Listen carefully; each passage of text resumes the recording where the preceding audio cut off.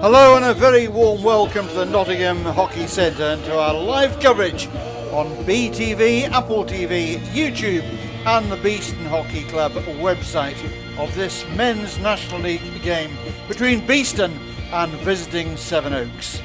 Well, it's 30 years since the Men's National League got underway. The Pound Stretcher League, as it was known in those days, started back in 1988. On a high with Great Britain men recently back from the Olympic gold from Seoul. It also marks 30 years since I first made my commentary debut when covering Southgate with 5 Olympians in their squad, travelling down to Ottery St Mary's to play Iska. Never for a moment did I think that particular adventure would still be going some 30 years later. And I'm very fortunate to have been allowed into your hockey homes and hockey lives over all of those years. And I was excited to be involved in working as a freelance with this BTV project here. Just as excited I was working with Television Southwest back all those years ago. Beeston's latest innovation continues to set new standards in the game. Now, Sevenoaks will be a stern test for the Bees today. They're on the field, and we can expect another very competitive game, just like yesterday's Women's League game, which saw a young Bees ladies lose a 2-goal half-time lead to concede an equaliser right on the very final whistle. Well, we get underway here at about 1:55 with the team lineups and walkouts ahead of the 2 o'clock start. But ahead of that even, let's enjoy some of the atmosphere and reaction from yesterday's ladies' game. We're with the team at the end of the game, 2-2 draw. Carrie Hanks, player of the match, you're on your debut, and Sophie Robinson as well.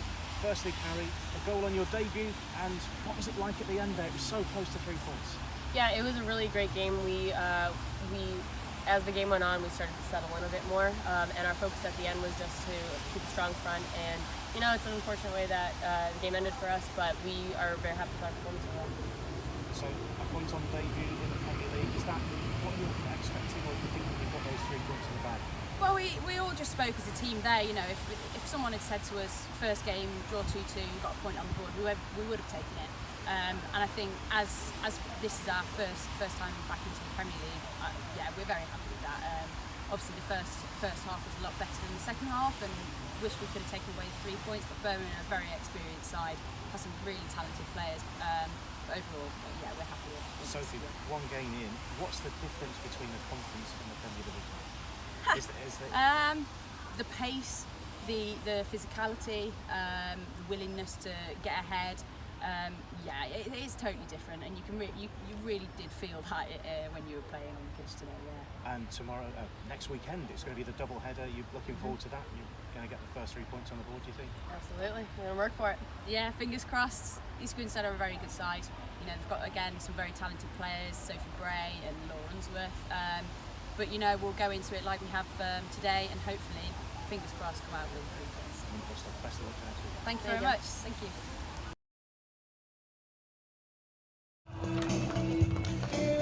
So thanks to Andy Day there for that interview after the game. And nice to see the gentleman he is allowing the ladies to shelter underneath the umbrella. Much brighter conditions here at the Nottingham Hockey Centre today, and players out there warming up under 20 minutes or so before the start of the game. And before that, we're going to listen to Kellen Griffiths, who's the mastermind behind this Bees TV project. Okay, we're here in the chapel on the halfway line of the pitch with Kellen Griffiths, who's going to talk through how BTV works. Hello, Kellen. Morning, lovely to be here. So, come have a look, we'll go through how it works. So, to start with, we're going up. So I'll take the phone. So we've got a structure just on the halfway line. And then we'll go up the ladder.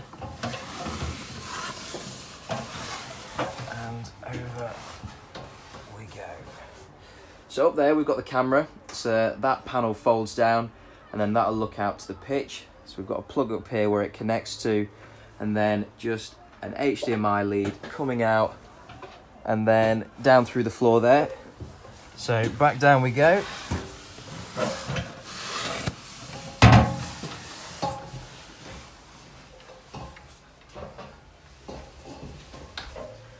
Okay, back to you, David. So over here, this is where Andy Day, who's our announcer, sits. So he's got his microphone here, mixing desk, where all the music's going to be. So his laptop plugs straight into here. And we go outside. These speakers are going to go from here all the way onto that pole there. It's exactly the same on the other side. So we'll have 2 speakers from the centre of the pitch, blasting the music out all the way to the other side. So then back onto the actual TV stuff. So this is where the magic happens. So here are our 2 commentator seats. So today we've got Steve Musson and Nick Irvine, and especially with Nick. Nick's probably the most famous voice of hockey in Europe, certainly at club level. If you've ever watched the Euro Hockey League, then you'll certainly recognise his voice straight away. So they'll put on these headsets here. They can hear each other and the match. They'll be sat on these seats, watching this monitor here, and looking out the window. So at the moment we've got our start screen, because obviously we're not live, and then we can send them messages along here and to here to let them know any information about the match. So then these headphones go into this mixing desk here, and then that just plugs into that laptop here, and then we just stream it online through this portable 4G hotspot here. And then this laptop here finally, so during the game, once we've got a replay, say of a goal or anything interesting during the match, we just use AirDrop on the Mac. We drop it straight from here to here, and then between myself and David we'll edit the highlights during the game and put these on at half time. Now under here, if I just take the phone off you again, under here is the most important bit. So it's just a mini recorder. So we just plug the camera's HDMI lead into there, and then a Thunderbolt lead just through and up into the laptop. So that costs about maybe £150. If I'm honest, we've gone a bit overboard with this. We wanted to actually have mixing desk commentators, but you don't need that. All you really need, if you're going to do this, is you need the laptop, a decent internet connection, a camera, and this box, and then actually putting it online and the Apple TV part, that part afterwards easy. So I hope you enjoyed a whistle-stop tour of everything that we do here at BTV, and we hope you enjoy the second half. Thank you.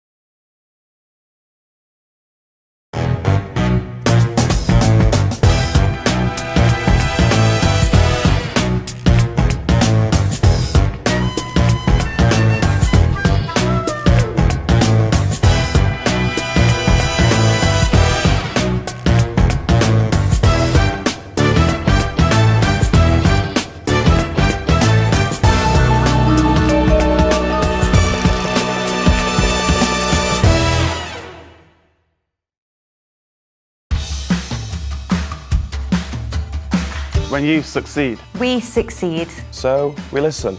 We tailor. And we invest in you. We are innovators. We deliver results. And world-class service. We are always developing. Learning and growing. And getting better at what we do. Supporting your business.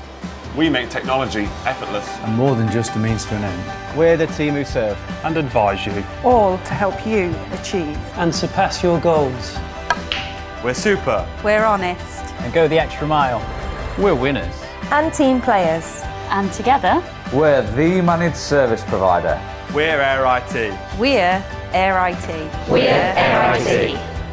You're number one for IT and comms.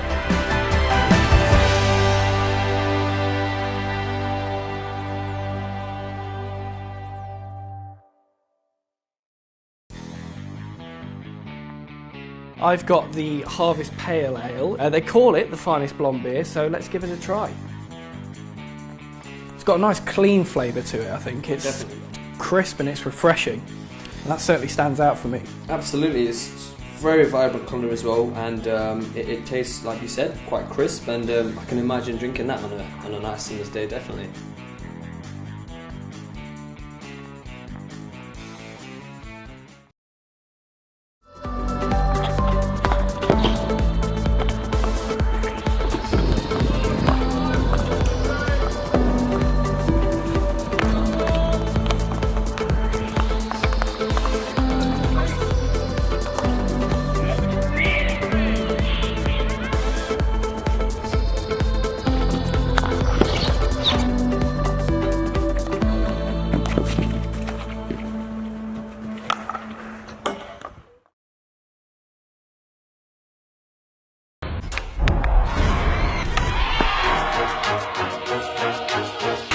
I played at the highest level for Holland since I was 17.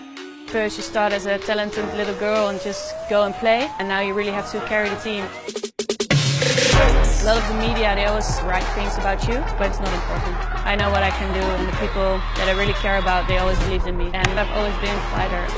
Even when you think you can't go anymore, you just keep on going because of your team. My position in the field is important, but without the others, I'm a no one. Speed is very important.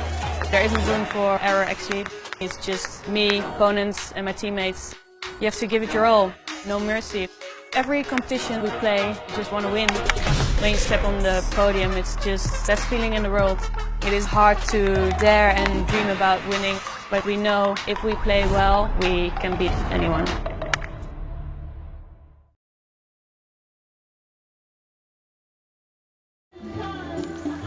So we're approaching the start of this game, Beeston against Sevenoaks, the opening weekend of the Men's National Hockey League. And Beeston's team news and that of Sevenoaks coming your way very shortly. But a chance for me to introduce Steve Musson sitting alongside me. Steve, a long-time member of this Beeston club, and he and I have shared many touchlines over the years as I've followed Beeston's progress. What does this season hold in store, Steve? Well, I think the start of the season is a key part for any club, really, and the opening fixture, of course, is always a cagey affair. Beeston will want to build on some of the strengths they had last year, particularly the limited goals against that we conceded. We're second lowest in the league, and the work that Stephen Wood does with our defensive unit is something that he'll want to make sure is strong this year as well. With a few changes, the starting squad today does include 12 of last year's side, but we've got 4 new faces, 4 debuts for players this year who I think will fit in very well, have been playing very well in the pre-season. And I think the key areas from Beeston's point of view is how we progress from what will be, I believe, will be good build-up play to getting results. Short corner goals, shots on goal, and finishing moves that will probably be quite strong. So it's that finishing that's going to be key for Beeston this season, I think. Beeston, an ambitious club, they always have been. Is it too much an ambition to see them back in the Euro Hockey League? It's definitely a plan. It's been that way 2 or 3 years since we came out of the EHL. It's difficult because the competition in our domestic league at the top end particularly is very strong. Surbiton, Wimbledon particularly strong, and Hampstead have strengthened up as well. But that's definitely the ambition, to try and find our way back through the playoffs into the EHL and go back where we had 5 or 6 very good seasons. And a difficult season, no doubt, lying ahead with a variety of international calls. And just looking at the team sheet ahead of this game, I noticed that Mark Gleghorn's name doesn't appear today. Can you fill us in with why he's absent? Yes, Mark's flicked so many short corners at hundreds of miles an hour that he's damaged his knee, and he's been recuperating for a couple of 3 months now. Still struggles with his knee, and he's getting very close to being able to play, but of course he wants to make sure that he doesn't do any more damage and cause himself an issue. The strain on the penalty corner striker is something which I think we need a little bit more research on. Over the years I've seen many penalty corner flickers taped up to the gunnels. Taka Takema was probably the most obvious case of that. He was almost mummified when he went out onto the pitch. Yes. And the strain that's going through the joints is enormous. I think the load at the point of release is it's heavy G's, and it's going through a pretty weedy joint anyway in the first place. So unless players are extremely balanced in that particular role, sooner or later something will cause them a problem. Well, we wish Ulsterman Mark Gleghorn the very best of luck. A very key member, of course, of England and Great Britain teams as well these days. Beeston coached by Stephen Wood and Mark Wadsley. How does that pair work out? Very well indeed. Stephen Wood, head coach last year, and he's in his second season. Mark Wadsley and he work very closely together. Both got slightly different roles, but they certainly get on well, and their plotting and planning I've seen in the pre-season has been excellent. They're specialists in different ways. Stephen Wood, as you know, with his 384 odd consistent games playing for Beeston, is full of experience, and Mark Wadsley's been here for 8 or 9 years as well, so their background in Beeston and the Beeston ethos is very strong. Familiar face out on the pitch. I didn't mean Buzz the Bee, although he's getting familiar. Well. Yes. Just in the top of your picture there, the anoraked figure of Graham Griffiths, the club chairman, also the first team manager here. Yeah. He just keeps going and going, doesn't he? He does, and it's a never-ending process with Griffin. He's always got some kind of 3-year cunning plan, and something that the next thing on the agenda will be released shortly anyway. But he drives the club along, rules with a rod of iron. He's told me that of all the jobs I've done here, there's still the car park attendant available. So I've got to make sure I get this right, Nick. Well, nothing would surprise me about Beeston, but let's not think for a minute that clubs like this just happen. They happen because good people give a lot of time to make them happen. And here we are again today with another Beeston innovation, a result of good strategic thinking, investment, of course. Yes. But also being brave enough to be different. Yeah, I think that's right. It's a constant battle, really, to try to push the game in all directions, really, and we've done so much in the past with development of players and our progress into the AHL, and what we've tried to do with facilities speaks for itself, I think, here. But on top of that, trying to present it not just from Beeston's point of view, but from the hockey community's point of view as well, to make sure that there's a greater visibility and an opportunity for people to watch, even though they can't get to the ground.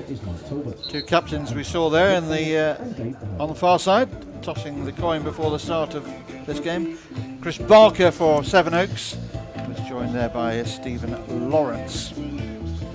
And mention also for our two umpires for this game, Nick Bennett and David Dowdall. Those two gentlemen of fortune, not just today but throughout the season as well. Just as hockey clubs don't work like this without a lot of good people putting good work, no hockey can take place without our umpiring fraternity putting in their usual shift and then some. Hockey remains in their debt. Glorious afternoon here, strong breeze, but the early morning rain that I've come up from North Oxfordshire, and it was teeming with rain this morning, but all that's gone away here now at least, and some fluffy white clouds overhead. And we'll be underway in about 7 minutes time. Here, two sides just readying themselves to come out in front of the technical table over there. Two umpires in blue, Beeston in their black shirts and shorts with the yellow trim. Sevenoaks today playing in what is predominantly a white strip.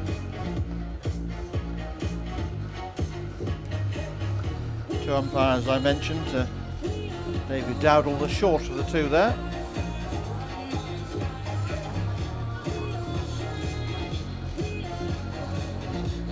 Important in these early league games that the umpires also set the standards that they expect for the season. Players are always asking for consistency. Well, consistency starts right here. Well, the umpire's just checking. I think we're nearly ready to go. They're under starters' orders. And away they go. Ladies and gentlemen, please welcome Sevenoaks and their hosts, your Beeston Hockey Club. Buzz the Bee in the background there, applauding warmly. It'll be pretty warm in there, I would think. That's a pretty substantial looking suit. So the two teams lined up in front of us there. Sevenoaks have had a long journey up from the south this morning. And here's the Beeston lineup. Simon Hudgwan in goal. Ollie Willars, a key player. Carl Marshall, a recruit from the Banbridge Club. Student up here in Nottingham. Captained by Stephen Lawrence. What a great servant he has been to this club as well. So a few new names for us to get our minds around today in this Beeston team. And Sevenoaks too. In goal there, Dan Kroom might be a busy boy, but he'll be perhaps relieved to see that Mark Leghorn is missing from the Beeston lineup today. Chris Barker, the captain of Sevenoaks, and the goalkeeper Richard Potton, who's been around a bit. Very talented goalkeeper indoors and out. Steve, what sort of game do you think we're going to see today? Well, I think that it's very interesting to look at the statistics of the two sides at the moment, because obviously Sevenoaks will be keen not to see a repeat of last season, where they found it very difficult in their first season in the Premier League. But each side, interestingly, has got 12 players from last season and 4 newcomers. So there's a bit of a comparison there. The newcomers generally are younger players, so there will be one of the battles out there today, I think, will be how youngsters playing Premier League hockey probably for the first time settle into it and fit in with the tempo and the intensity of it all. And then beyond that, a few other crucial battles, I think, really. We will look at with interest at what happens in the midfield with for Beeston as the substitutions happen, Adam Dixon and Robbie Gleeson, and of course for Sevenoaks, Duncan Parnis, their player coach, and Nick Barker, who used to be a Beeston player. So it'll be interesting to see how that works out. Yes, the hugely experienced Adam Dixon not starting for Beeston. Does that surprise you? No, he's got to serve his time like everybody else, and Stephen was told him that as he hasn't been able to train very regularly, he can start on the bench. It's a tough school then. It is. I must say I've watched Adam Dixon play for club and various clubs and country over the years. One of my favourite players. Yes. One of those WYSIWYG players. What you see is always what you get. Yes, yeah, he's honest, very influential, and his work ethic is tremendous. Makes a big difference when he's around. Just imagine if you're a youngster playing for Beeston to have the likes of Adam Dixon around, and Mark Leghorn too, for that matter, to learn from. That's exactly what Henry Croft said to me before the game this morning. He's playing his first time. He's a 17-year-old, and he said, "I can't believe I'm playing with Adam Dixon." No, well, there you go. So away we go. Sevenoaks in the largely white strip. They'll be attacking the Beeston goal away to our left-hand side at the car park end. Defending as they are, Sevenoaks, the tramway.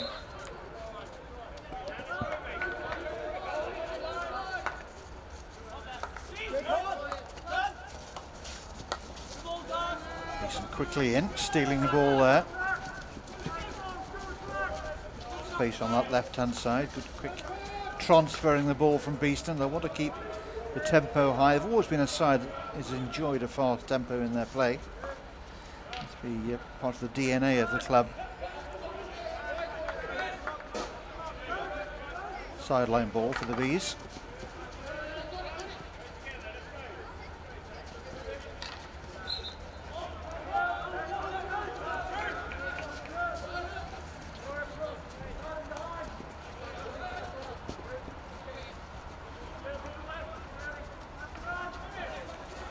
Bit of a battle there, some 8 or 9 metres outside the Beeston circle, a little bit untidy. Stephen Wood spends a lot of time with the players, teaching them and coaching them as to how to play out of these high press situations. So he'll be very keen to see them get that tidy early doors.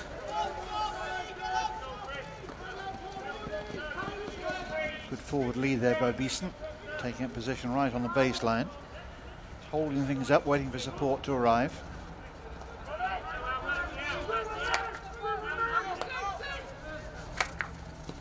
Lawrence sprays it out to this right hand side now. Clipped into the circle, but well read there by a Sevenoaks defender.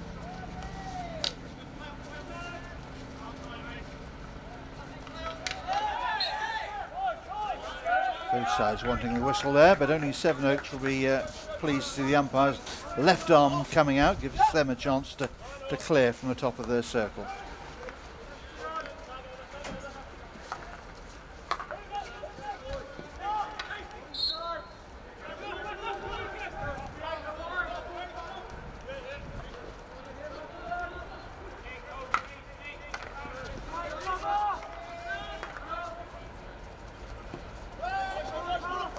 Powerful run through the midfield and sprayed out to the left hand side. Beeston going around the back. Sevenoaks have numbers back in the circle though. Taken very quickly.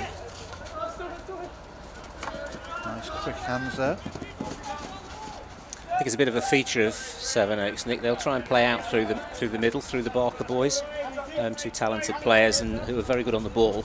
So anything a bit loose from Beeston on the forward line will be quite easily picked off and move forward at pace. So their counter-attack pace is pretty good.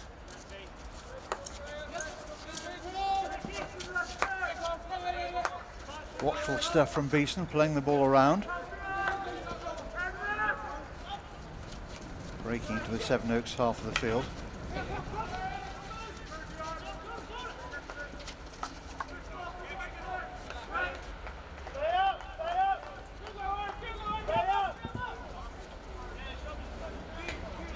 You'll notice from our clock up on the scoreline graphic at the top there that we're counting up from 0, so don't think that you're tuned in late. We started at 0 and this first half will end at 35 minutes, there or thereabouts. Also, we can't rely 100% on the accuracy of our on-screen clock because it's not synchronised with the technical table. It'll give us a steer at least. Ball played to the right-hand side. The defender's foot, so Beeston will have a free hit here, wide on the right-hand side. Solid defence from Sevenoaks so far. Pattern's a little bit like I thought it might be in terms of the progression by Beeston down the right-hand side, but Sevenoaks have been strong on the ball.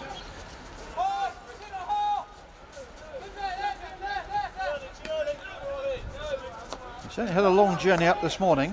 Were you surprised it didn't opt to stay overnight?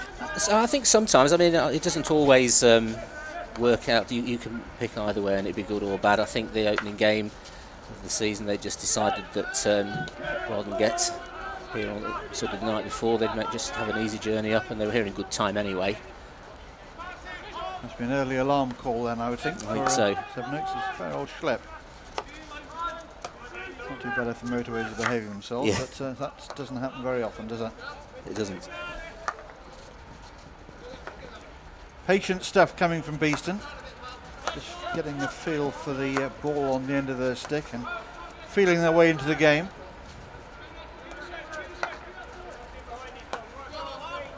One of the things that Stephen Wood experiments with is the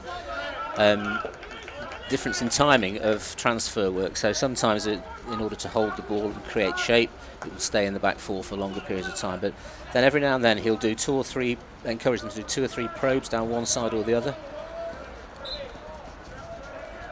Sevenoaks just trying to mount an attack of their own down the right hand side there.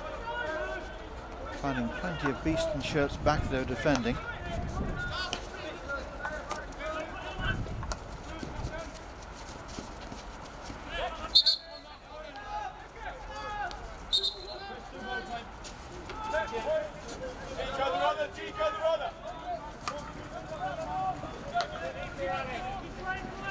So a cagey beginning. Neither side has really created anything out of the ordinary.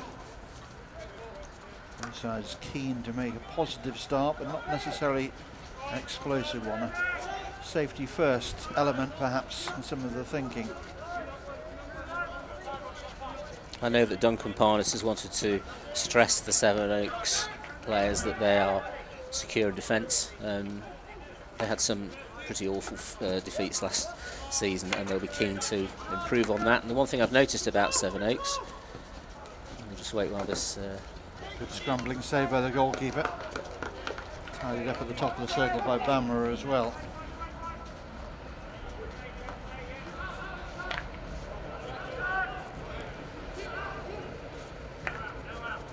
Yes, it's very hard to win games if you're loose in defence and conceding goals. It's a very tough game indeed.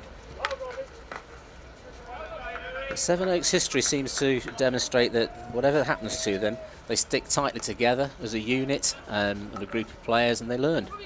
And we've seen that with the indoor. They've performed well in that.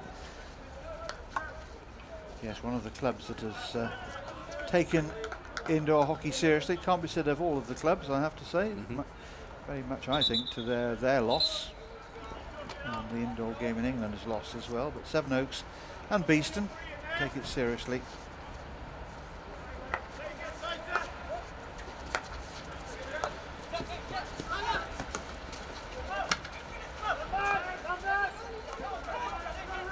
Cal Marshall trying to pick a pass through there, but Sevenoaks were able to come away with it.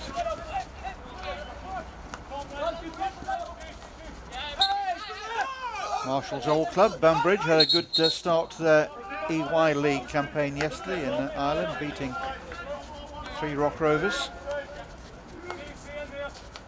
Excellent start for the Banbridge boys.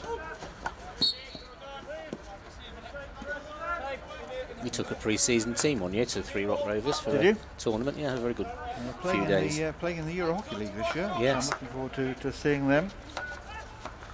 Also one of the clubs in Ireland have embraced the idea of para hockey. Yes. And they've had great success with that. It's a big, heavy challenge and a penalty corner. No surprise there. Umpire blows the whistle and points firmly for the first penalty corner of the game.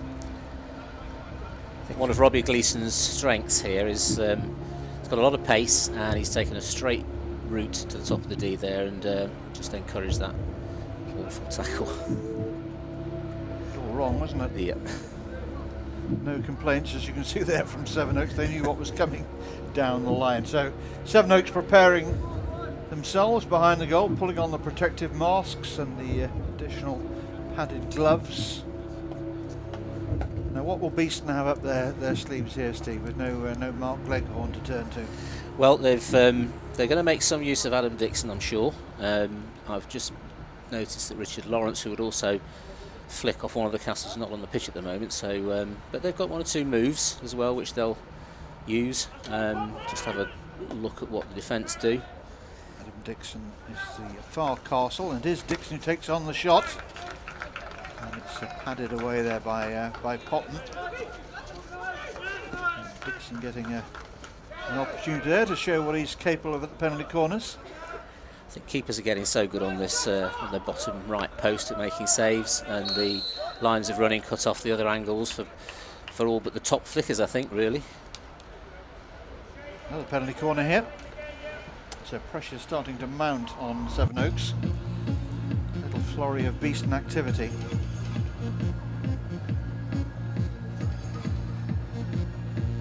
Little unfortunate there. Blade, I think, onto the defender's foot. So penalty corner number 2.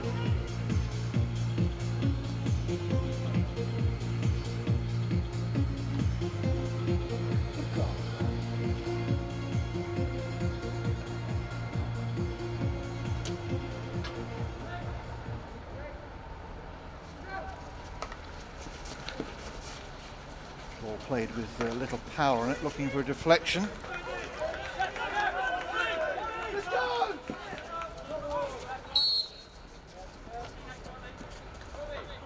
Sevenoaks just needing a little time out here.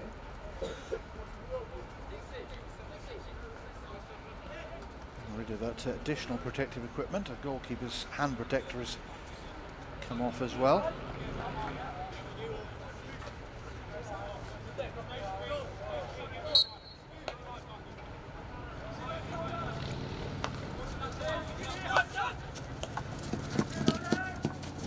How long have the club known that Glegg would not be available to him today?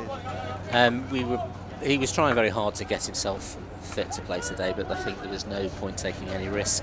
No, absolutely right. From his I'm point just of view, trying to work out how long they had to rethink the corner routines. Yes, they've had quite a little bit of time to do that. It's just personnel really in terms of who might take them, and Richard Lawrence has missed both of those because he wasn't on the pitch, but he's certainly somebody who they'll turn to. Yeah.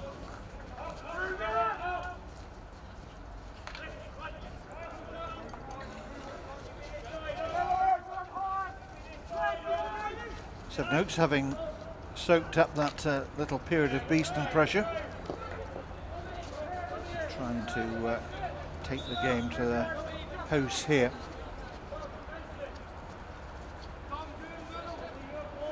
Pretty much perfect conditions for playing today.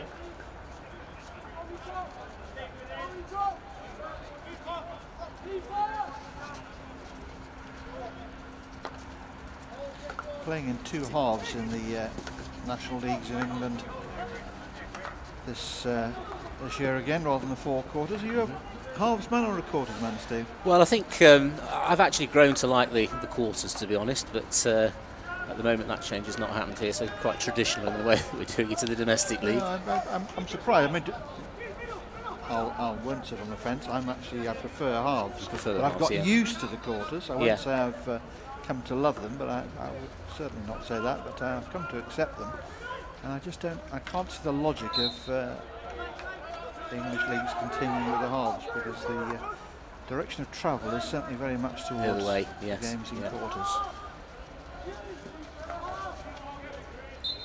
I do sometimes worry that the movements in the game is towards shorter periods of time on the pitch, shorter phases of play, and in actual fact I think so many of these hockey players are great athletes really, and they can spend more time in action even though the game is very busy. Yes, we could argue this one all day, couldn't we? But it does seem a strange thing that we've actually taken time out of the game. Yes. Although our athletes, and they are athletes, are fitter perhaps than they've ever been before, and the squads are incredibly strong. Yes. The other thing I would say is, at the end of the day, our champions and probably our runners-up, possibly even the third team in our English league, qualify for the Euro Hockey League, which is very definitely in quarters, and Beeston have taken the lead here. Early ball into the circle, and Sevenoaks didn't read it, and it's Lawrence on the end of it to sweep it home. Talk us through this one, Steve. Yeah, he's done well to get on that, because the ball was in the air as it's gone into the D, but it's a really accurate finish from perfectly placed in the top corner. But I think that's sort of been coming a little bit with the two short corners for Beeston and some of the build-up play, and I think the possession. The key now is to make sure that they don't drop off this at all and keep the pressure on Sevenoaks. So Beeston ahead. Very well taken goal indeed. And Sevenoaks will look at that and just wonder whether there's a little bit of ball watching perhaps in their defence. Allowed Lawrence to get on the ball, and he wasn't hanging about, was he? He created that crucial metre off his marking defender, and that was enough for him to be able to angle the shot into the roof of the net. Tall player, Richard Lawrence. He is. Good reach on him as well. Richard took a lot of seasons to get into the first team, but he does score quite regularly. Corners and open play.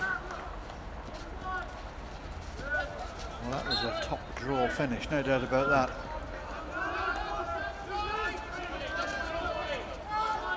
Didn't give Richard Houghton any opportunity to keep that one out.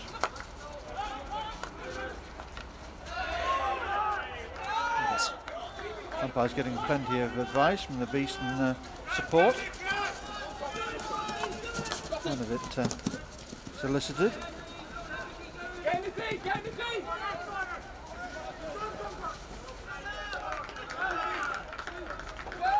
Very important to hold on to those, to the ball as it's got forward like that. Turning it over at that point is a bit of a sin, in my opinion. They should make sure that they get hold of it and keep good possession so that the team can move their units up behind. Nice quick hands there.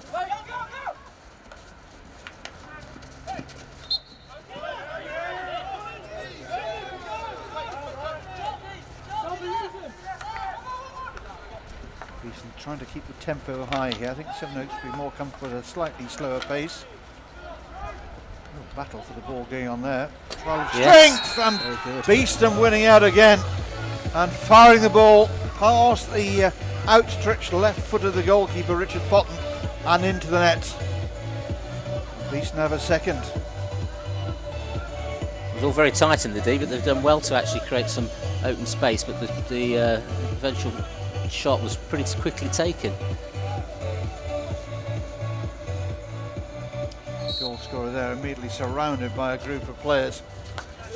Good quick hands, quick thinking, no backlift at all. That was Nick Park that got that. Took it well, took it very well. So on his debut he scored a goal, he's pleased with that. Having joined us from Surbiton. Sorry, Reading.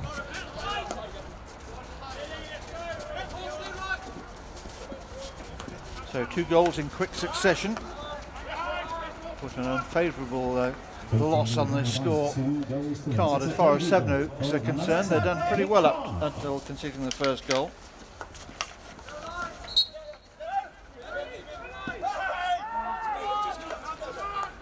Free hit taken quickly by Sevenoaks. They really do need to settle now, see a bit more of the ball themselves. Haven't really put Simon Hedgewan's goal under any pressure. And again, surrendering the ball away cheaply.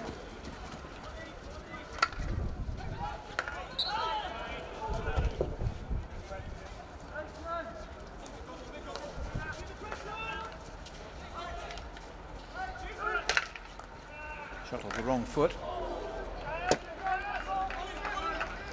Well, Beeston really fancying it now, I think. Slightly nervy beginning to the game for them. Didn't create too many clear opportunities, but now with their noses ahead, they look very much in the groove. I think it was good to see one of our youngsters there being prepared to have a shot, even though he hit the side netting, but Sevenoaks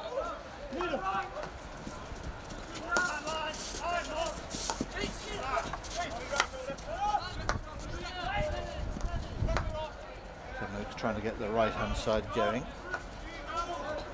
As soon as Sevenoaks pick up possession, Beeston fall very deep with numbers, making it hard for their opponent. In the back of their minds will be thinking that yesterday their ladies team had a 2-goal lead. They surrendered. Yes.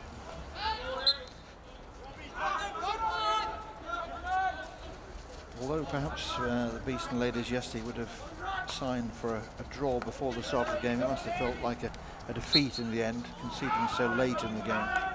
I think that's right. And you lose sight of how important that point is in a game of that standard for Beeston in their first season. Now Sevenoaks trying to create an opportunity of their own here in a very crowded circle. Just lost his way a little bit. David Dowdall with arms outstretched there signals a 16-yard hit out to the defence. About 15 minutes left in this first half here. Beeston on their way to a 3-point haul to start their new season in the English Premier League.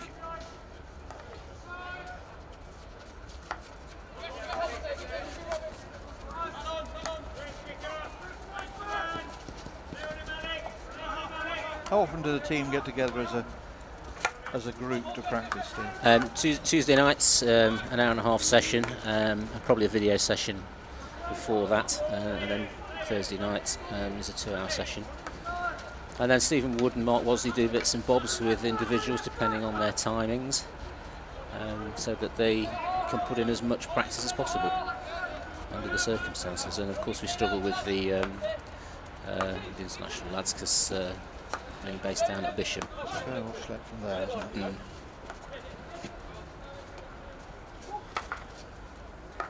Get the ball, Mark. Balance between club and country, always a delicate one for the clubs to manage. It is.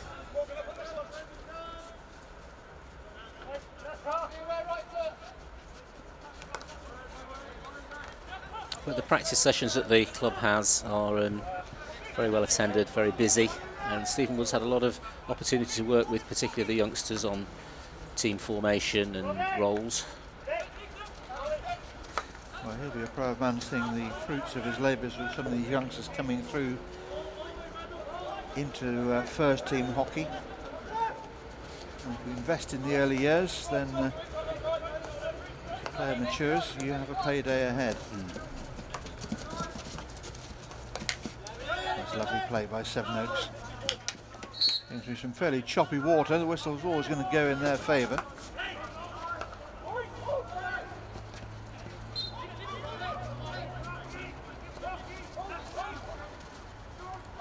One of the things that the coaches prepared for was Sevenoaks play through the middle of the park, making sure there was always a supporting defender, and that the work rate back into midfield and certainly backwards from the forwards as well is strong, so that there's no time for them to build anything. Beeston finding space again on this right hand side, resetting it. Trying their luck on the left hand side.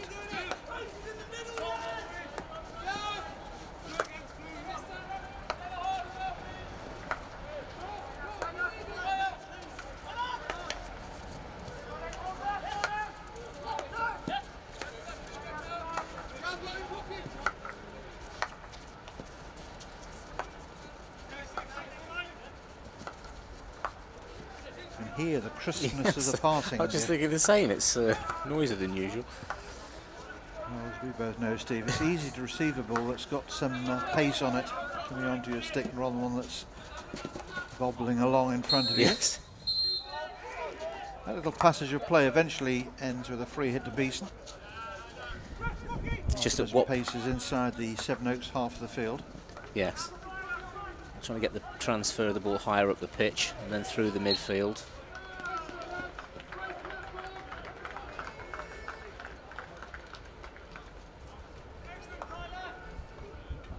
What's the umpire given here? I think it's a corner. Yes, it's corner, right. is it? Foot. I think it was a foot in the D.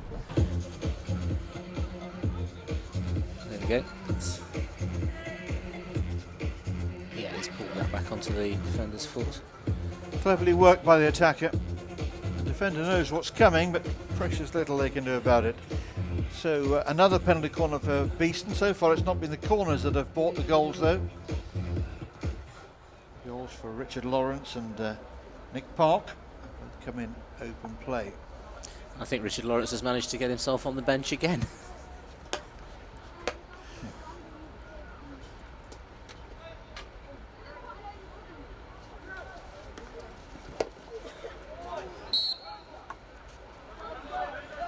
Ball blown as being dangerous there, be a hit out to the Sevenoaks defence.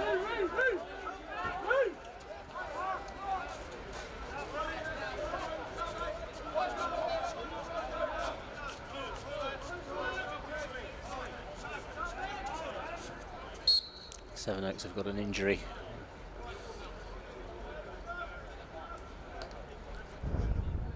Getting rather painfully to his feet and making his way across the team bench there.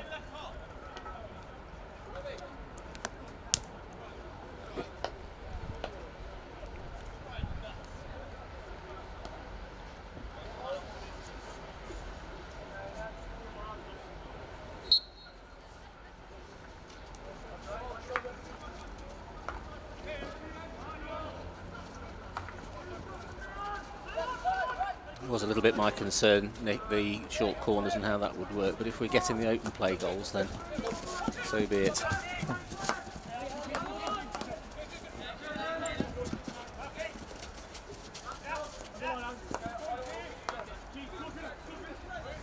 Sevenoaks just can't get hold of the ball, and on the rare occasion they do get possession, they're not able to hold it for any length of time. You find a number of bees swarming around them.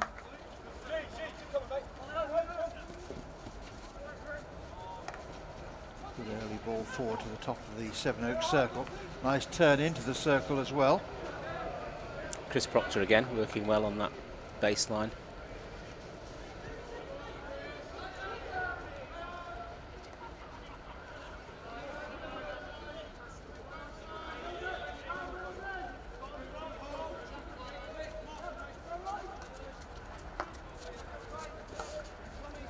Fairly pleased with the way that Beeston has moved the ball around today. It's been probably a little bit better than I thought it would be. It's been crisp, it's been accurate, it's been purposeful. Not just holding the ball, changing the point of attack, stretching the defence.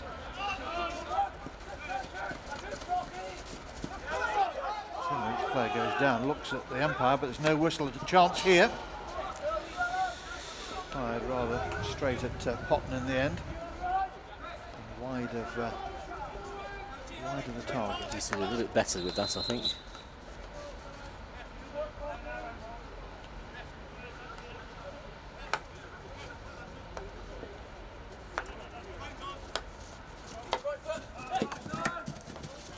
See how tight the marking is.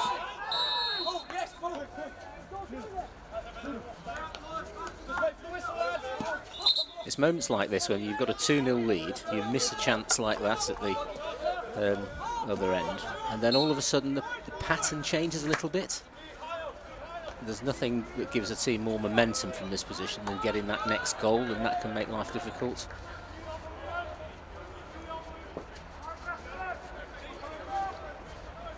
So they don't need to let their standards drop.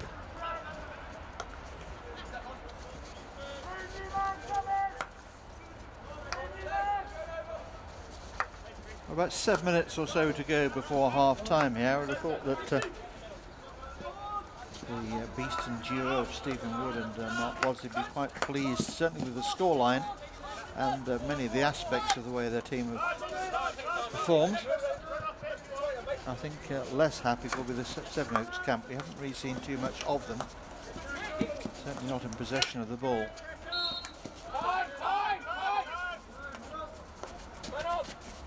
Hard to see how they can change things around in a way that's going to hurt this Beeston team.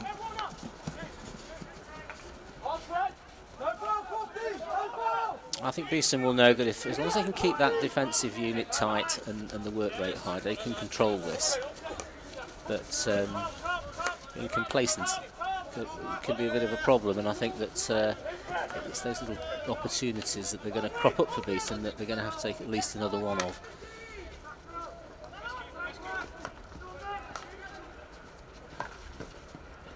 Sevenoaks just need to find a little bit of spark somewhere, something to give them a little more interest. A goal, of course, would be wonderful, but even a good flowing move and a near miss, testing the Beeston goalkeeper, something to work with. At the moment, it's pretty much one-way traffic.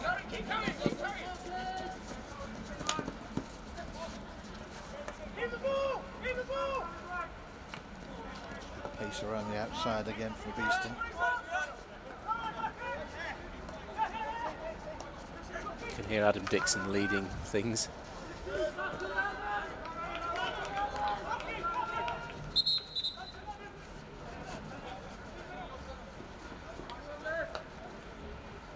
It's great to see Adam still playing with as much enthusiasm for club hockey as he ever had, really. He's been absolutely a great servant of the club. He's been involved for so many years now and came straight through the Colts system, and it's infectious to others as well. The fact that he's around, and he can't be around all the time for obvious reasons, but as often as he can, he's here.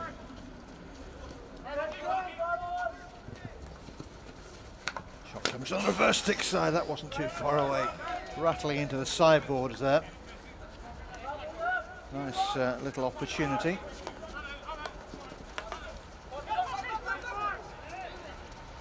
Beeston going again, looking for a third here to kill off this Sevenoaks challenge completely. Ooh, bouncing around in there. Potman's come off his line. The umpire blown his whistle.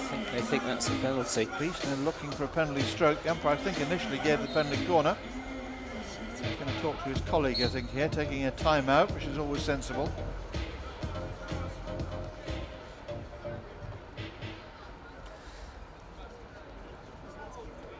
That was Henry Croft there, Nick, on the ball. He's the young 17-year-old I was telling you about. Great talent, and the fact that he managed to move himself away from the tight area of space in the D to create space is what's led to the problem there, and I think that's really interesting to see a young forward do that. Often they will run towards the play and close things down. In that situation he didn't. Well, the umpires have consulted, and whatever David Dowdall has said to Nick Bennett, he's given Nick no reason to change his initial decision, which was a penalty corner. So Beeston, who thought they had a claim there for a penalty stroke, might have to content themselves with the penalty corner. I think by my reckoning, corner number 4. Yes. So far they've not covered themselves in glory, but this would not be a bad time to put away their first penalty corner for goal number 3. And Richard Lawrence is on this time, so we'll see what he can do. I'm sure he'll be involved, and he has his tail up, of course, having scored already. Albeit in open play. He knows the way to goal. Sevenoaks a little tardy getting ready for this one. Now they're set. Richard Potton last to get behind the line. Oh, it's a good save from Potton. Going way to his right hand side. He must have had a good sight of that. Dropped down well. Strong right hand, and away it went. But a better routine for Beeston, Steve. Yes, it was. There was more power in the flick from Richard Lawrence. I think that they're going to have to try and keep away from Potton's right post. He seems very comfortable there.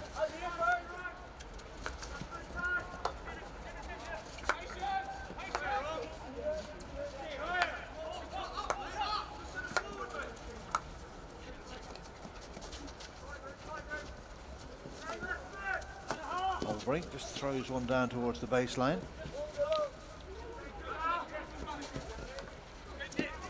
Sevenoaks alert to the danger there. Ali Taylor just eased off the ball. Taylor again. Surrounded by Beeston players, but that doesn't stop him taking them all on. And Dixon coming through. A very sharp haircut Adam Dixon's had. Let's get the name of his barber. I hate to walk in there by accident. Very sharp, Adam.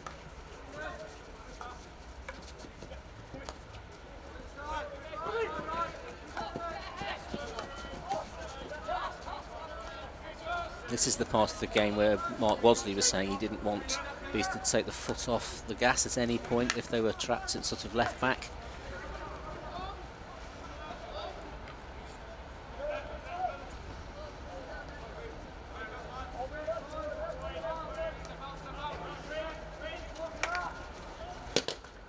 Ball drilled in to the Sevenoaks net, but from well outside the 16-yard shooting circle.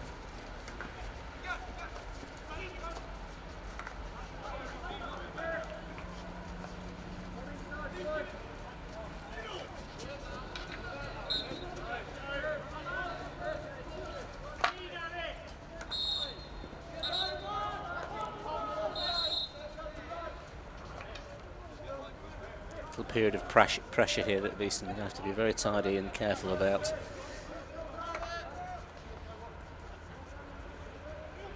Good to see some numbers over there on the Beeston bank, watching on, giving no doubt their expert opinion. The other 500 or 600 have probably stayed at home to watch it on telly. That's the concern, isn't it? Yes.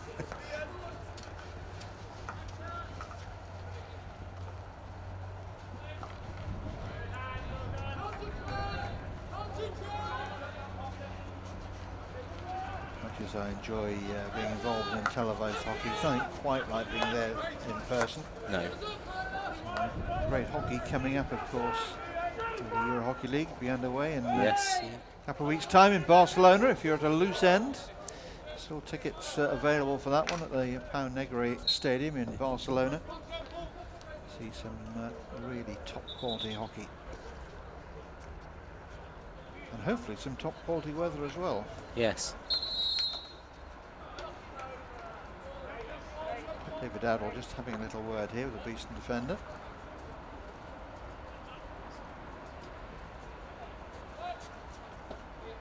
Well, our match clock shows about a half-minute left in this first half. I think there'll be a little more, been a couple of stoppages in play. That's an early feed.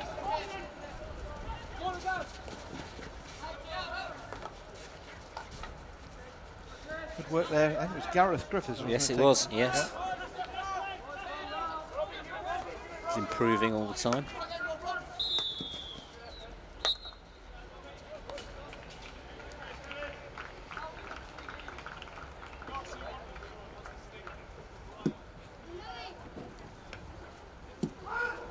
Well, we've reached half-time here. Pretty much on our clock, as it turned out, and Beeston have made a very good start to the game here. They lead by 2-0. Scorers for them. Richard Lawrence in the 15th minute with a field goal, and then a couple of minutes later, Nick Park also from a field goal. So we'll be back with some highlights for you after this ad break, and then of course all of the second half coming your way live. Join Steve and I back here at the Nottingham Hockey Centre after this.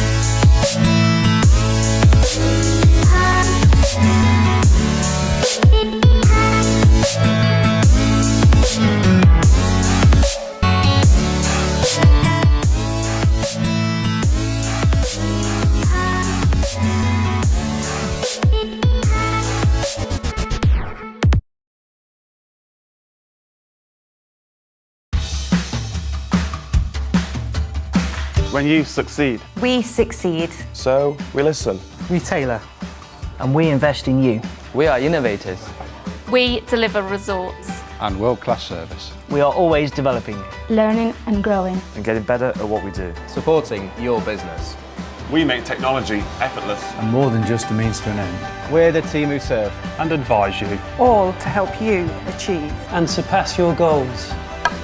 We're super. We're honest. And go the extra mile. We're winners.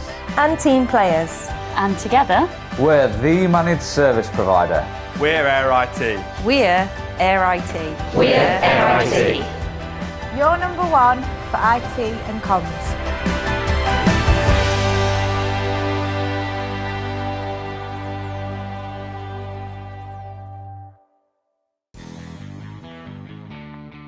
I've got the Harvest Pale Ale. They call it the finest blonde beer, so let's give it a try. It's got a nice clean flavour to it, I think. It's Definitely. crisp and it's refreshing. And that certainly stands out for me.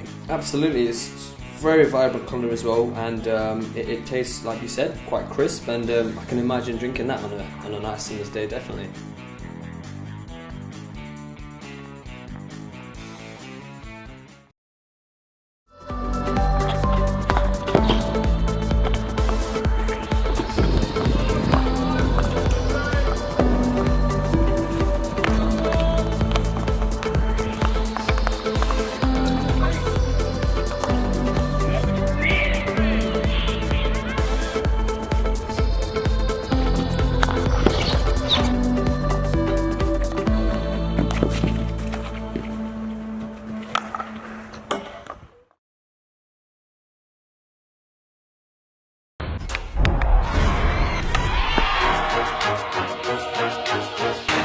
played at the highest level for Holland since I was 17. First you start as a talented little girl and just go and play, and now you really have to carry the team.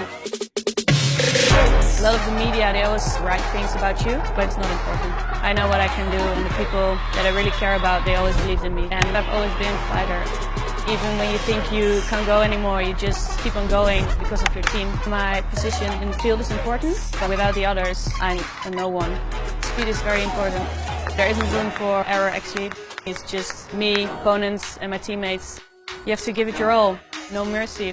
Every competition we play, you just want to win. When you step on the podium, it's just the best feeling in the world. It is hard to dare and dream about winning, but we know if we play well, we can beat anyone. Backed on this game at all.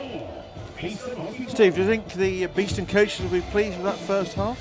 I think they will. I think they'll be pleased with the amount of possession and the pace of the transfer work that they did, and the fact they've scored 2 open play goals. It won't be so pleased with the short corners, as you say. No, and I'm sure they'll be looking to add to goals to that tally in the second half. And what we saw certainly in the first 35 minutes, every prospect of more goals to come. But for those Sevenoaks supporters and the neutrals, let's also hope that Sevenoaks can up their interest in the game and test this Beeston defence. Simon Hudgwan in the Beeston net, a virtual spectator in that first 35 minutes. Beeston straight back on the attack. Penalty corner. And a very early penalty corner indeed here. It doesn't bode well for Sevenoaks, just a little sloppy there out of the blocks in the second half. Watch the build up for the corner again. Good early transfer, wide open spaces on the left hand side.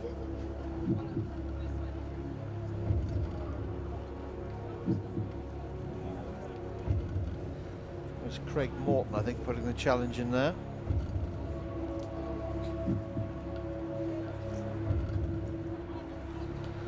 Adam Dixon with the number 14 shirt. Looks like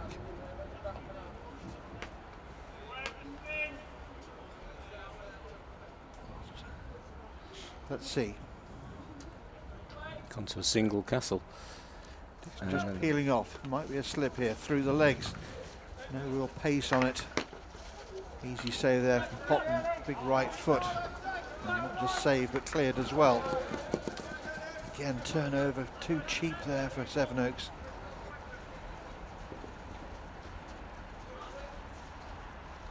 Well, Steve was telling us about the porosity of the Sevenoaks defence last season. Over 80 goals conceded. And we do need to tighten up in that department. Very much a baptism of fire for them into the Premier League last year.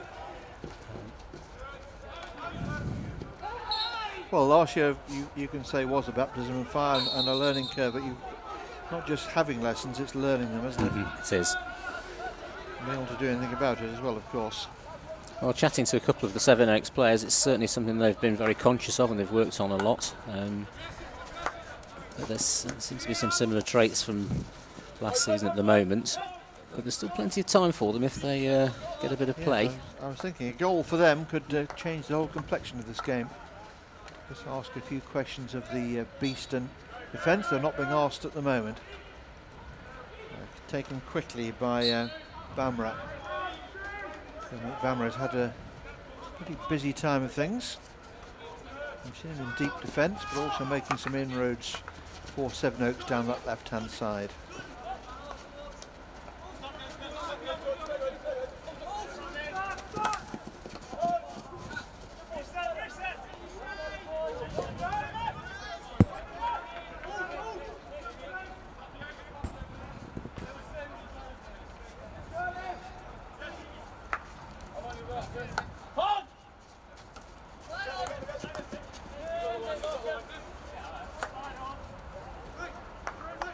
Hard to believe that Olympic gold medal for the Great Britain men is 30 years ago. So I know, it is incredible. But that was really the start of everything. It coincided with the launch of the Pound Structure National League. Pound Structure, by the way, was the leisure wing of British Airways. That's right. Not a pound shop, as some might assume.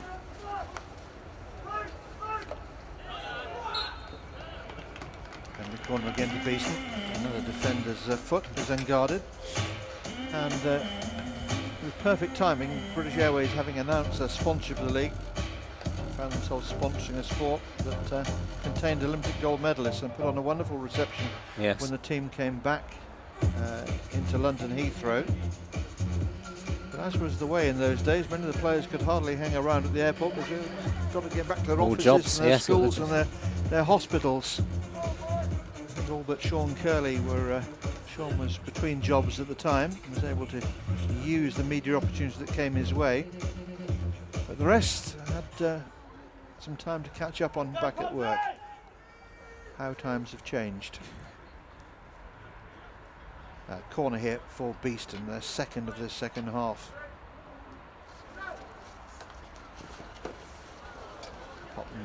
Richard Potton's not struggling with these at all, is he? No, he's not, but he's a very good goalkeeper. He is. Underrated, I think, in some I agree. Yeah. I've watched Richard over many years, indoors and out, and he's very talented.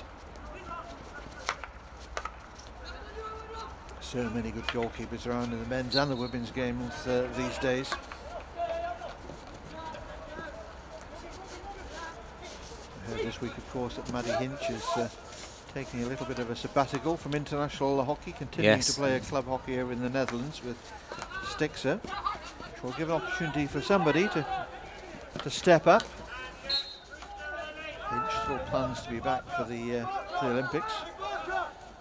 To have a little bit more of a settled season for her where she's not got so much travelling. Exactly. I think I was saying yesterday in our commentary game that the old air miles will be going down again this week. Yes.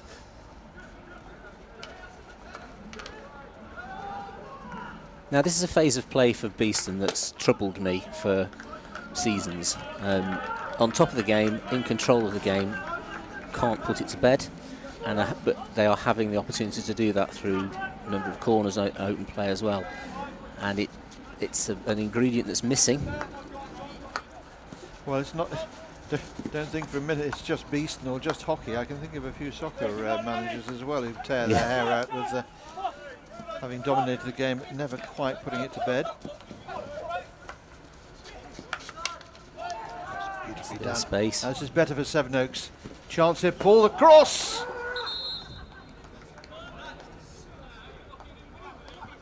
Well, that was a really good opportunity. I'm not sure how he didn't put that one away.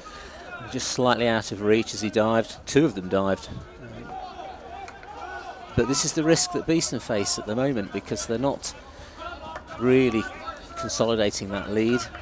Well, maybe they'll take that let off as a wake-up call because a little sluggish there in defence, and that was the closest that Sevenoaks have been to a goal by some distance.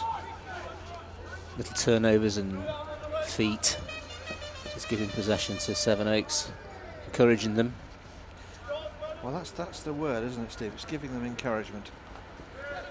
Makes them think that perhaps there is something in this game for them today. Beeston had the early pressure in the second half, and the third goal would probably be enough to kill off this travelling Sevenoaks team. Sevenoaks enjoying perhaps their best period to date.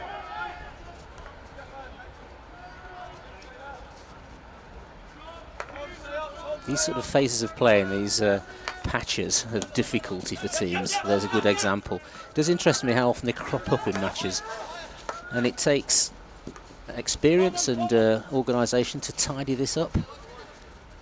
Yes, I think it's easier to tidy it up from on the field than off it as Definitely. well. As much as coaches and managers might think otherwise. It needs the senior pros to set the standards and to dictate.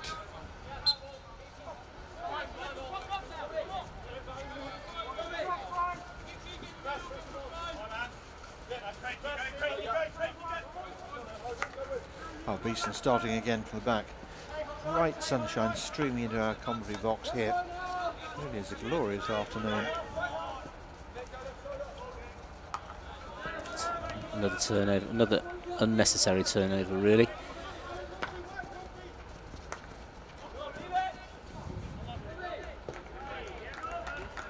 I think if you're going to use the aerial ball, it needs to be a proper connection as part of your build-up play, rather than just thrown into a general zone. and they'd be far better keeping the possession strong. I couldn't agree with you more. I think too often we see the aerial being used just because, almost as if they're playing by numbers, they feel it's time for the aerial. As with all skills, it has a place.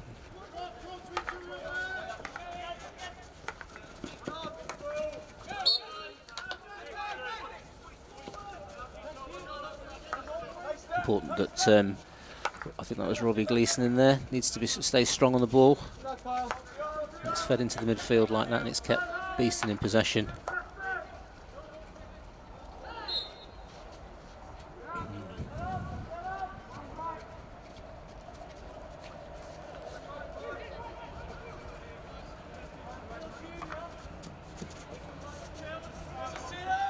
Sevenoaks taking it quickly, feeding the ball down that left-hand side.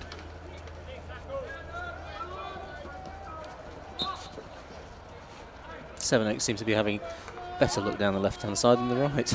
They do, they do. Bamra looks lively out there. Always wants the ball.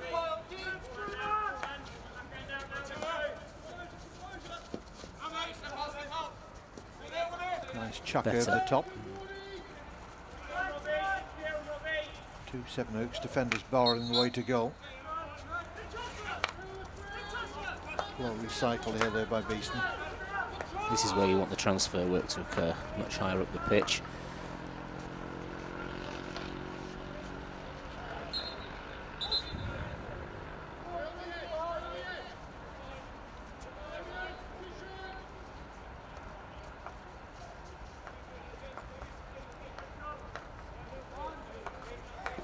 Who do you see the strong sides in the National League this season? Where do you think the contenders are who do you think the contenders are going to be?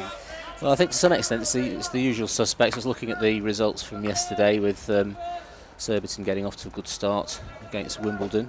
But Wimbledon, of course, have got a lot of good players in their side, and I would expect to see them at the top. But the side that's turned things around quite a bit, Hampstead and Westminster, since Quan Brown joined, and Beeston, old former player Harry Martin's there. And they've got some very good players, and they've just become a very difficult side to play against. Beeston trying to make some space in the circle. That's a beautiful turn, spin and shot, and Beeston have a third goal here. Gareth Griffiths, the goal scorer. Well, that was lovely control. Let's enjoy it again, Steve.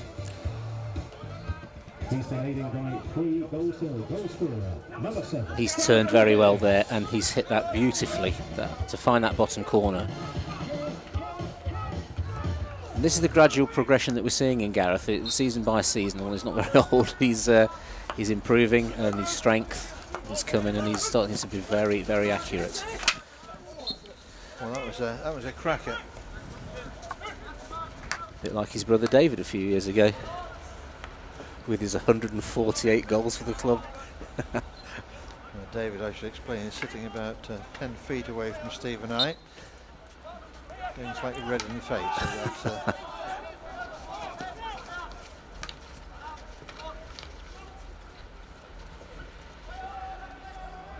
Sevenoaks trying to get one of their own, and Simon Hudgwon equally keen to make sure that the clean sheet remains intact.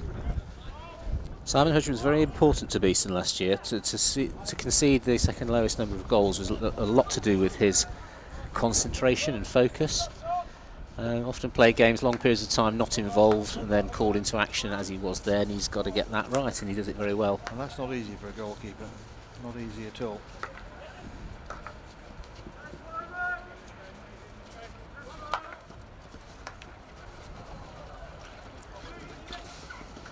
Potton coming sliding out, but didn't need to play at the ball. He was just there as a safety net, really.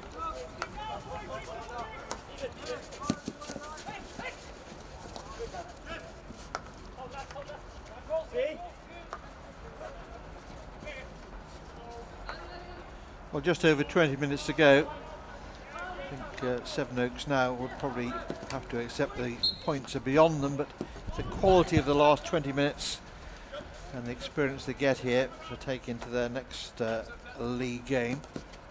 It's going to matter. Important they don't let those heads drop and concede another bucket full of goals to a Beeston side that once again just starting to raise their level of interest. The pace around the outside all the way to the goal line. Long corner. I think the Beeston coaches will be pleased with the way that the young lads have integrated. Henry Croft, Nick Park, obviously Gareth, who's been here a few years, Gareth Griffiths.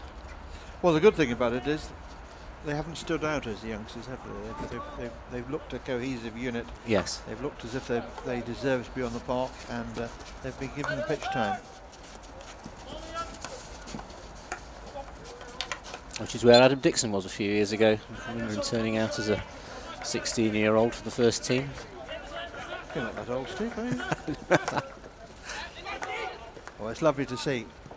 And those of you that know me know that I'm a clubman through and through, and for me it's always been great to see international players of the quality of Adam Dixon pulling a club shirt on in domestic leagues or Euro Hockey League action, and showing that club hockey still means plenty to them. David Addle's gone for the penalty corner here, hardly surprising. James Albury felled. James Albury showing some gymnastic moves there. So long distance penalty corner here. Anything deliberate within the 23-metre zone is entitled to be bumped up to a penalty corner. It's one of the pluses of running in such a positive way, although he did have a pass that he could have made. But nevertheless, that's that sort of commitment, a bit like Robbie Gleeson in the first half, driving towards the top of the D and getting a shot away. I think it's that positivity that makes the difference sometimes, particularly in that last third.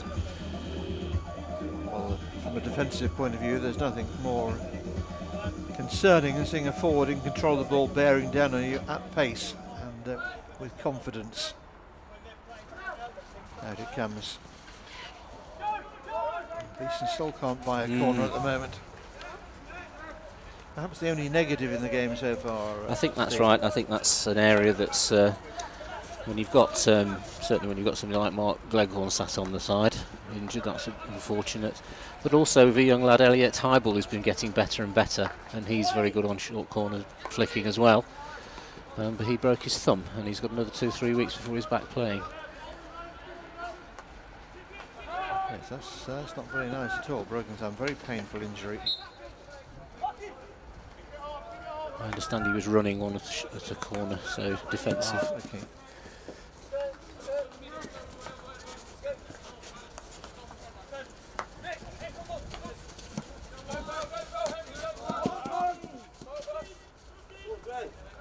What sort of medical support is the club able to offer its players? Well, we've worked for a number of years with different organisations around the city that help us out. We've had good physio backup for a couple of years. Struggled a little bit this year, but they try to make sure that's covered all of the time, one way or the other. We've got a doctor with us quite a lot of the time in Martin Keeling, of course you commentated with yesterday. Yes, I felt in good medical hands.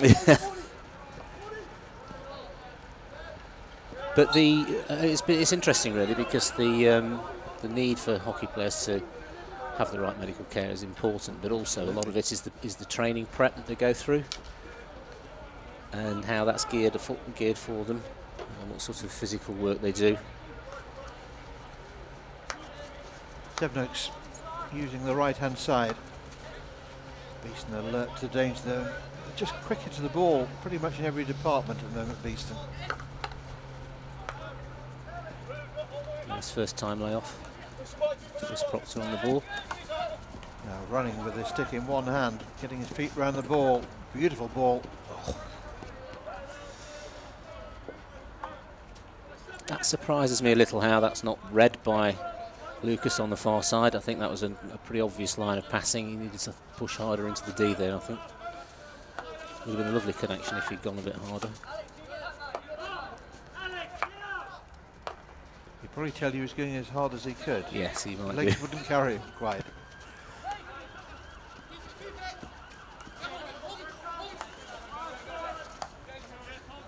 When the club was coached by Zach Jones a few years ago, he would have said, "I don't care, you can go harder." He was a bit of a taskmaster as a coach. It still is. Oh, that is a very, very good goal. Crackerjack of a goal there. I don't know how much Richard Potton saw of that, but that's an absolute shell. And Beeston have a fourth. Gareth again.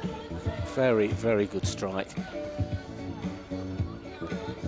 Man of the moment, putting down a marker, perhaps a man of the match as well. Beeston leading by 4 goals to its attacker. That really is very accurate finish, that, Nick. Well, that's 2 very fine goals indeed for Gareth Griffiths, putting a complexion on the scoreline is probably a reasonable reflection of what we've seen. And this could be a long final 15 minutes here for Sevenoaks, having conceded 4 already. Looking a little leggy in some departments.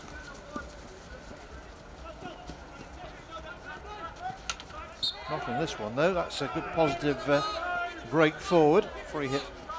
It's still sometimes difficult to tie down the individual running with the ball, isn't it? There's 3 or 4 guys had a go at him there and missed.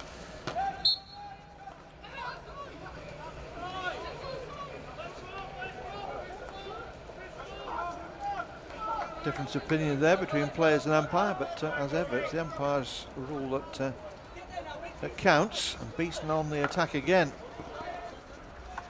Potton's come a long way. Palmed away. Bats it away. Get back between the posts again now, which he has done, of course.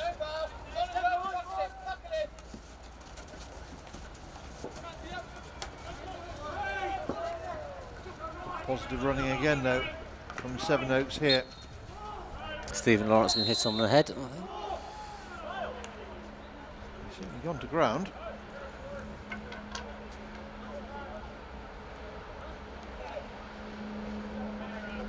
Oh no, it's Ollie Willars actually. Well, he's got plenty of hair up there. Should protect him. Very powerfully built athlete, Ollie Willars. He was here yesterday watching the women's game.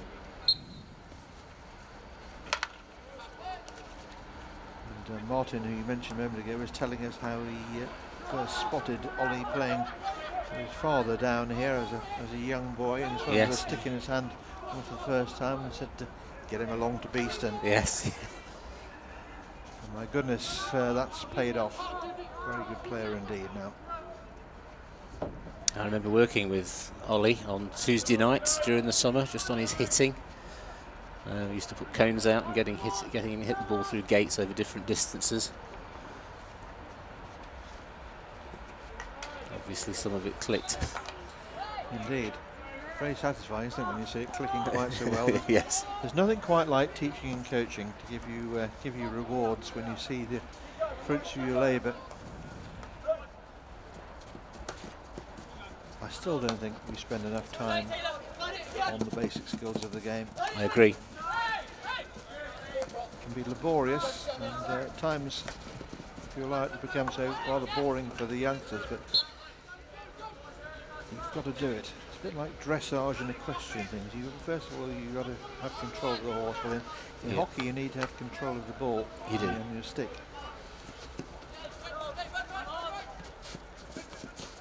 And in match play it's frustrating for players if they can't easily control the hockey ball, so the more practice they do, the easier it gets. A bit too high from Joe Sharp. As I keep telling people, Steve, we used to play on grass, and nowadays they're playing on this fabulous, absolutely fabulous playing surface. In the old days the pitches were more of an opponent than your opponent.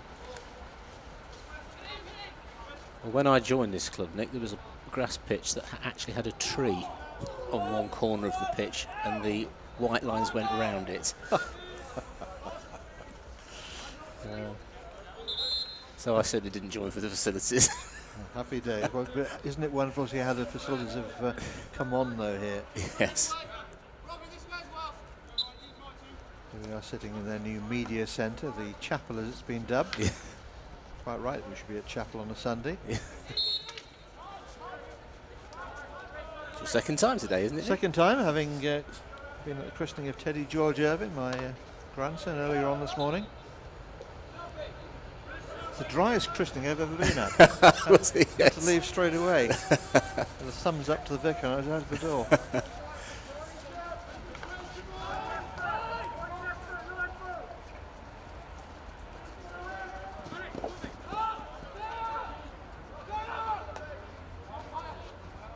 I think Beeston should be looking at a bit more quality in their build-up play now. Something that I'm sure Stephen Wood's talking to them about, and Mark Wosley from the side. This is a good opportunity to maybe pick another few goals. Well, about 10 minutes to go. Beeston in control of the situation. Not putting up any trees, not even that tree you were mentioning, Steve, at the moment. Just going That's long gone. Going through the motions a bit, but I'm sure the coaching pair of Stephen Wood and Mark Wadsley will be delighted with this opening salvo in the new season of the National League, particularly playing as they are without Mark Gleghorn. From Sevenoaks' point of view as well, it's interesting there, obviously Duncan Parnis is in his 5th year there now, and still as the player coach, and I wonder how difficult that might be for him. Very, I think. I think it's a really tough ask of Duncan.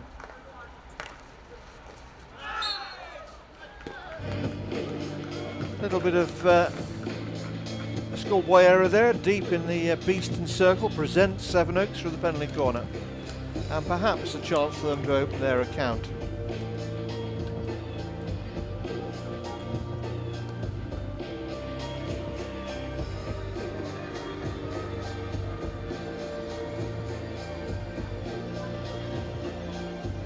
First time they've not managed to dance their feet out of the way in the D, and it's a bit reflective of where they've got to in the match, but I just think that quality needs to be worked on for the next 10 minutes. You've got to keep that footwork nimble.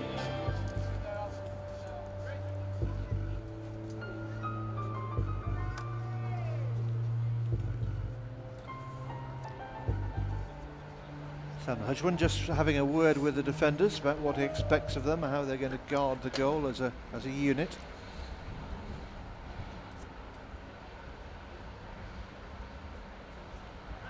Not the tallest of goalkeepers, Simon Hudgman, but he has to get his ankles spot on, just like that.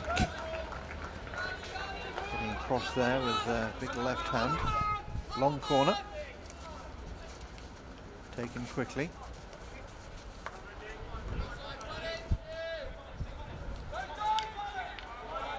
Keepy uppy there from Beeston, not blown, it wasn't in any way dangerous. Simon Hudgwan is meticulous in his preparation, almost to the point of annoyance. Really? He's very particular about how he gets ready for games, and hence his focus. Well, we're an awkward breed, us goalkeepers. But, they do fall into two categories. They're either, as you say, completely obsessed with it and doing things in order, or they're a little more, how should we say, haphazard. Yes. I was in the haphazard.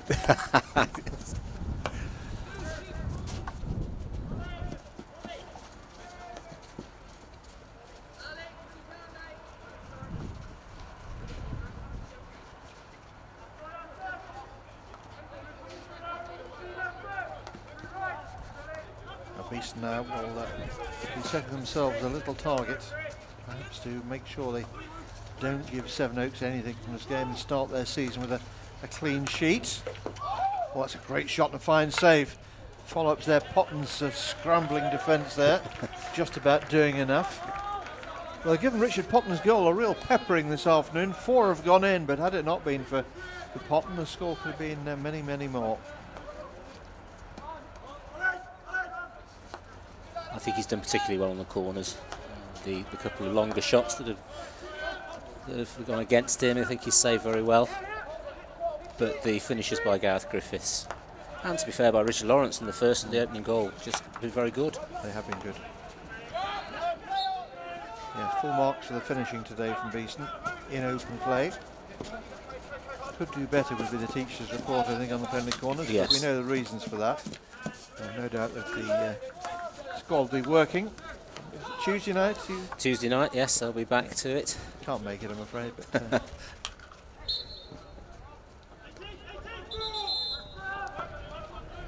practice does indeed make perfect, although it's very hard to replicate in practice the pressure situations. Not that Beeston have been under a huge amount of pressure today, but arc into the penalty corner, strikers the goals that really count in their book. It's the goals that win games or change games. Yes, yeah. I'm definitely a believer in the regularity of match play, playing regularly, and good standard stuff is there's no substitute for that really. Like you say, it's hard to replicate on the training pitch.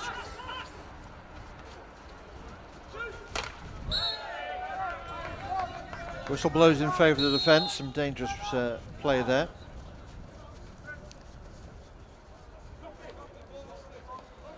Chris Barker just having a word with the umpire. Rather towering over the umpire there. I don't think he's happy with Henry Croft's shot, but I can't fault him for trying to hit that as he did.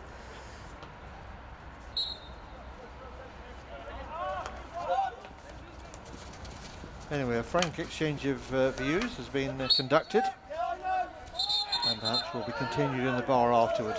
It's always the best time to talk to the umpires.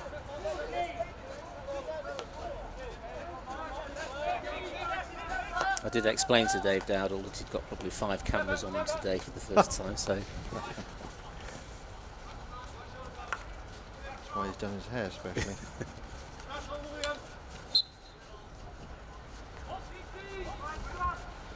Up and over. Huge aerial. Good strong running as well late in the game. Testimony to the pre-season fitness work Beeston have put in.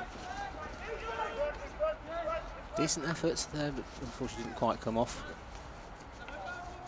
Camera there again.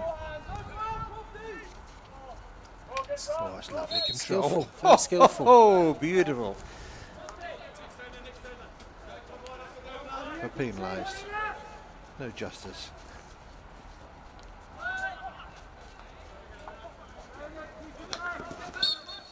James Albury expecting a bit more than that from that than he deserved, I think.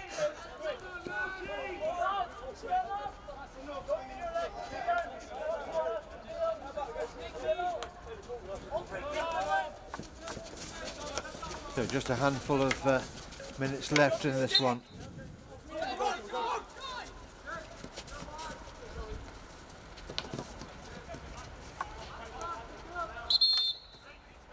I'm quite pleased with Beeston's work rate today. I think that's been good. It's a tick in the box for that.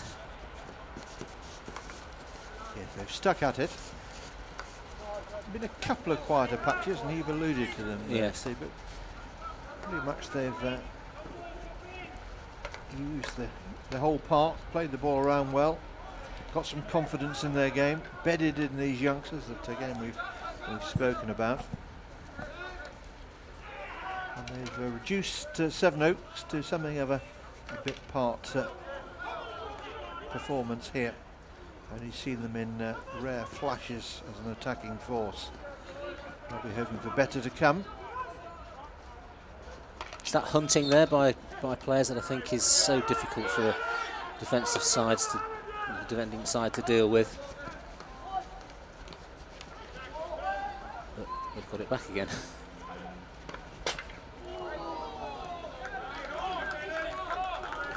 Well, that's given us a long corner out on this near side, coming off the frame of the goal, I think there. I think he did. I'm sure Simon Hudgman knew a huge amount about that. Oh, it is a decent goal, yeah.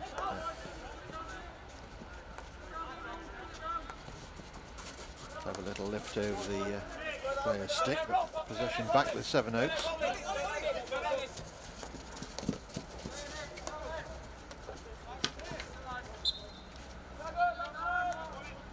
To their credit, they're still giving it a go here. They are. The goal would make that long journey home tonight a little more comfortable and easier to bear.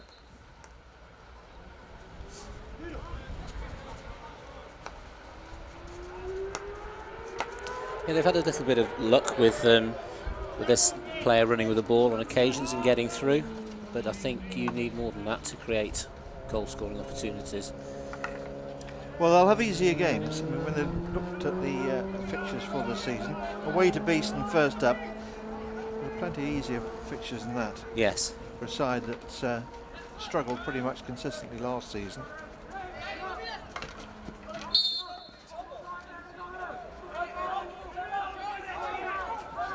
Beeston getting closer and closer to the clean sheet. And of course, as we said earlier, Nick, some of the other fixtures, Surbiton's, Wimbledon's, Hampstead's, very tough. They're tough for Beeston, that's going to be very tough for Sevenoaks.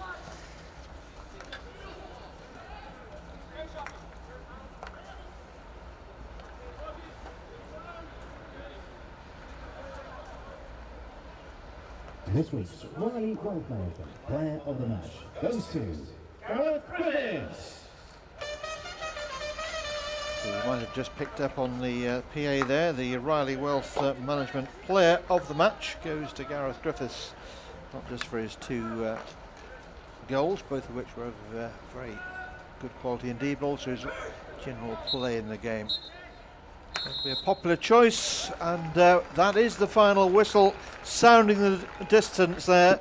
And Beeston have got their new season of the English Hockey League underway with a convincing home victory over Sevenoaks. They have beaten Sevenoaks by 4 goals to 0, with goals from Richard Lawrence and Nick Park, both in open play in the first half, and then the second half belonged really to Gareth Griffiths. 2 excellent goals from him. Steve, your final thoughts on that? I think the coaching staff will be relatively pleased with that. They'll be disappointed with the corner tally, as we've spoken about before, but then that's cropped up in pre-season. But I was particularly pleased with the work rate of the players, and some of the counter-attack play I thought was good as well, but I can't fault the finishing today. I think that's the highlight of it for me. Well, thank you for your company for this one, Steve, and of course you good people watching at home as well. We'll continue to bring you Beeston's home games for the women and the men through the season. Before